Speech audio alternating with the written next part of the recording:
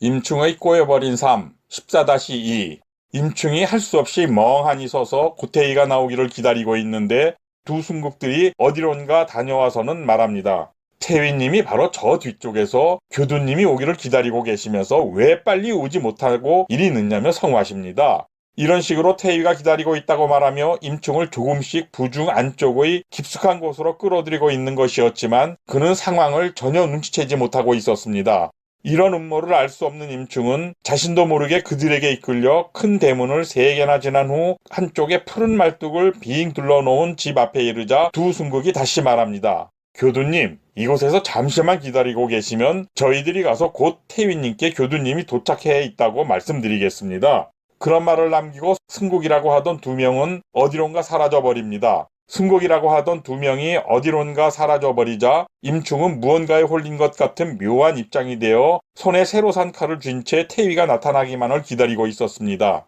안으로 들어간 두 사람은 어찌된 영문인지 상당한 시간이 흘렀지만 나타나지 않자 임충은 그제서야 이상한 느낌이 들어 사방을 둘러봅니다. 사방을 둘러보다가 문득 처마에 걸려있는 현판에 써진 백호절당이란 넉자가 눈에 들어왔고 그 글자를 보는 순간 그는 가슴이 섬찟해짐을 느낍니다. 이 글자들 중 절당의 의미는 군기 대사를 의논하거나 군사 기밀을 논하는 곳이란 뜻인데 이런 중요한 장소에 어떻게 함부로 들어갈 수 있단 말인가. 교두인 임충이 그걸 모를 리가 없었기에 큰일이다 싶은 마음에 급히 몸을 돌려 그것을 벗어나려는 순간 등 뒤에서 여럿이 움직이는 발자국 소리가 들려왔습니다. 그 소리에 놀란 임충이 뒤를 돌아보니 고태희가 휘하 군졸들을 거느리고 자기가 있는 쪽으로 걸어 들어오는 모습이 보였습니다. 고태희를 본 순간 임충은 자기가 가져온 칼을 두 팔로 아는 채 몸을 깊숙이 숙이며 무난인설을 들인 후 고개를 들자마자 고태희가 그를 향해 소리칩니다. 임충, 너는 어찌하여 내가 부르지도 않았건만 감히 이곳 백호절당에 들어왔느냐? 너는 금군의 교두인데 이곳의 법도조차 모르고 있는 것이냐? 그리고 손에 칼까지 들고 있는데 설마 나를 죽이려고 들어온 것은 아니더냐?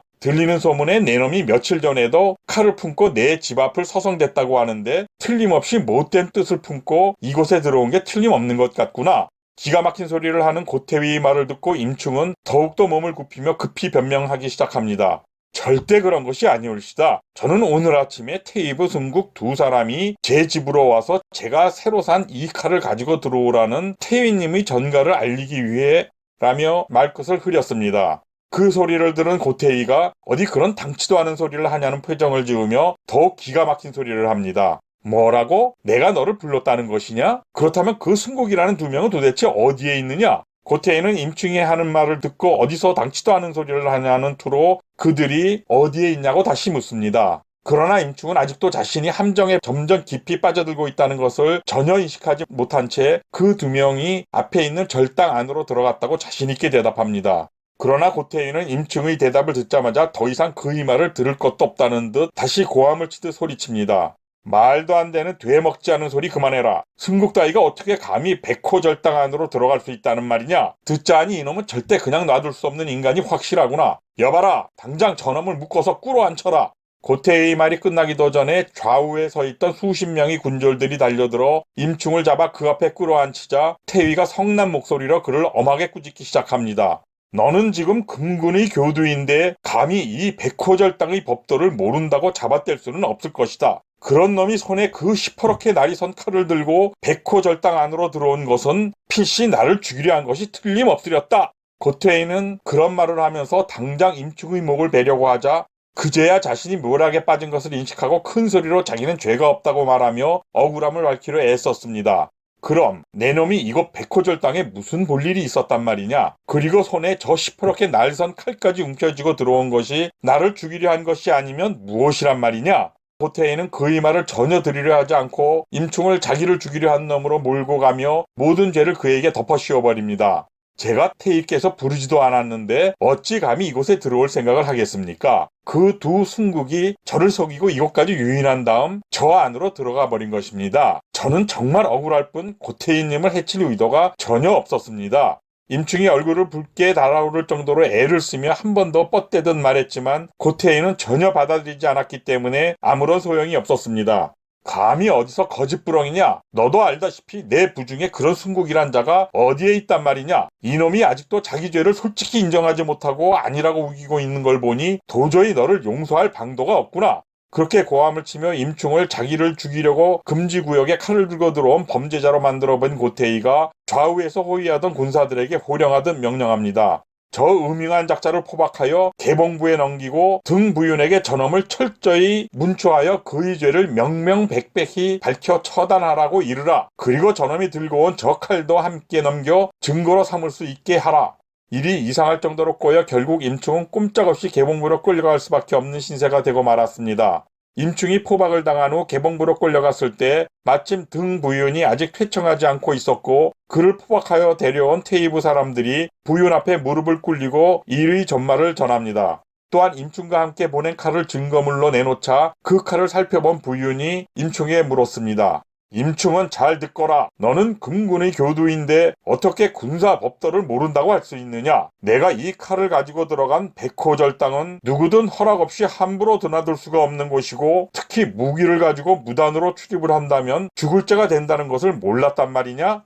부윤이 엄한 목소리로 질책하듯 묻자 임충이 대답합니다. 부윤께서는 맑은 거울처럼 저희 억울함을 비춰주시기 바랍니다. 제가 비록 무식한 무관이긴 하지만 어찌 군의 법도를 모를 리가 있겠고 또 그 법도를 아는 제가 어떻게 그런 곳에 함부로 들어가겠습니까? 지난달 28의 날 저 임충과 아내가 악녀의 향을 사르러 갔었는데 그곳에서 고태위의 아드님 되시는 고아내에게 제 아내가 희롱을 당한 적이 있었습니다. 그날 소인이 그냥 꾸짖는 선에서 그를 쫓아버렸으나 그 뒤 또다시 고아내가 유구의 집으로 아내를 꿰어내서 욕보이려 했었습니다. 그러나 그때도 다행히 제가 늦지 않게 유구의 집으로 달려가 고아내를 쫓아버리고 유구의 집을 두들겨 부셔버린 일이 있었습지요. 그 두 번의 사건 모두 증인이 있기에 그들을 증인으로 내세울 수 있는데 다음 날이었습니다. 임충은 이 말에 이어 계속해서 그날의 일을 부윤에게 가능한 상세히 말하며 자기의 억울함을 호소합니다. 그의 말을 듣고 있던 부윤은 임충이 하는 말을 들어보니 앞뒤가 틀림없이 맞는 게 그가 거짓말을 꾸며대는 것 같지는 않았습니다. 그러나 자기에게 임충을 보내 엄하게 처벌해달라고 한 고태희가 워낙 건세가 좋은 관리였기에 그의 말도 역시 함부로 흘려들을 수는 없는 것 아닌가. 부인은 사실 마음에 내키지는 않았지만 임충이 진술한 것들을 그대로 받아 적도록 한 다음 그의 목에 칼을 씌워 감옥에 가두도록 합니다. 임충이 옥에 갇혀버리자 그의 아내는 그에게 밥과 사식을 사놓고 옥절들을 매수하는 등 그를 위해 돈을 아끼지 않았습니다. 또한 임충의 장인인 장교도 역시 사위를 위해 윗사람들은 뇌물로 사고 아랫사람들은 얼러대고 재물을 뿌리며 힘을 아끼지 않았습니다. 그때 개봉부의 공목 가운데 손정이라는 사람이 있었는데 그는 공사에 고두면서도 매우 어질고 착한 성미를 가졌기 때문에 사람들은 그를 손부라라고 부를 정도였습니다. 이 손정이란 사람이 임충의 억울함을 알고 마음속으로 애를 태우다가 직접 부인을 찾아가 말합니다.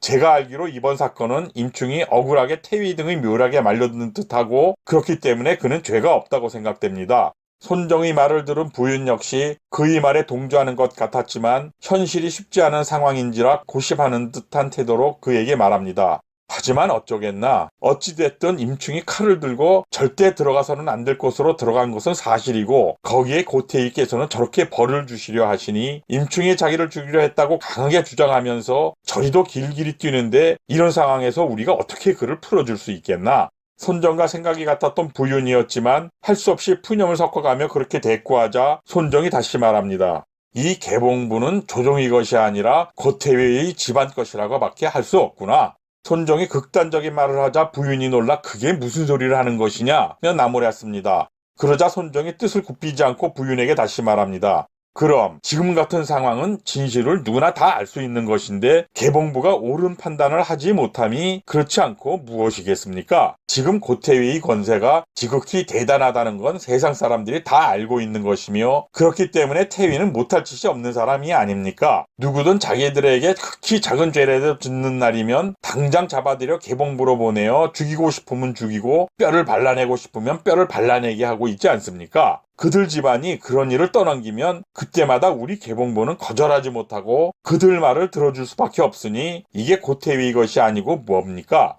오늘 방송은 여기서 마무리하며 다음 방송도 이번 방송에 이어 고태의 모략에 힘없이 당할 수밖에 없는 임충의 스토리를 테마로 진행합니다. 시청자 여러분의 구독과 좋아요는 콘텐츠 제작에 큰 힘이 됩니다. 지속적인 시청과 참여를 부탁드리며 방송을 마치겠습니다. 대단히 감사합니다.